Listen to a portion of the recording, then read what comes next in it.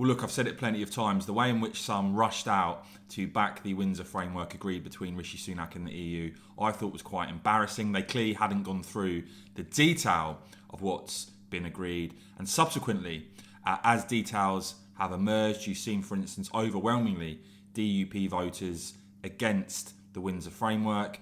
You see the TUV having gone through the detail of what's contained, publicising this in the Belfast Telegraph recently.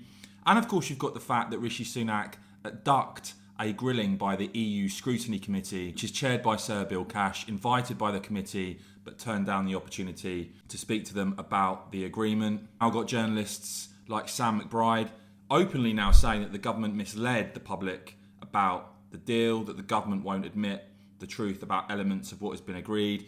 And DUP leader Sir Geoffrey Donaldson actually responded to that directly, saying this example of government oversell is precisely why we have taken time to assess legal text and await publication of legislation linked to new framework. Concerns about continued application of EU law inhibiting free trade within UK internal market need resolved. You've also had Conservative MPs like John Redwood there asking why the government's still refusing to admit which EU laws will continue to apply in Northern Ireland. And he's asking the question there, do they think there are too many, so best not to say? Now, on the government side, they seem confident that any rebellion from Tory MPs is going to be minimal, that perhaps a maximum of 20 Tory MPs will actually vote against this. We know Labour are going to vote for it.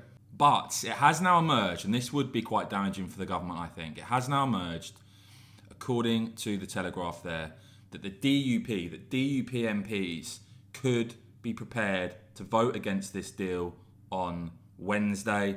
A senior DUP source there, quoted by the Telegraph, is saying, I would fully expect that we will be voting against that statutory instrument. Other MPs quoted there, one wanting a list of laws that will remain and a full list of the 1,700 pages of law that have apparently been swept away. And they say that the only answers they've had from the government have been nonsensical. Another MP there feeling they're being rushed and that the government owes us a lot of information. They won't even tell us which EU laws apply in Northern Ireland, and saying the DUP are livid. It doesn't meet their tests. They are cross for the same reasons that we are. So as I said, this is going to pass in the Commons. If the DUP vote against it and a significant number of Brexiteer Tory MPs also vote against it, I think that is pretty damaging for the government.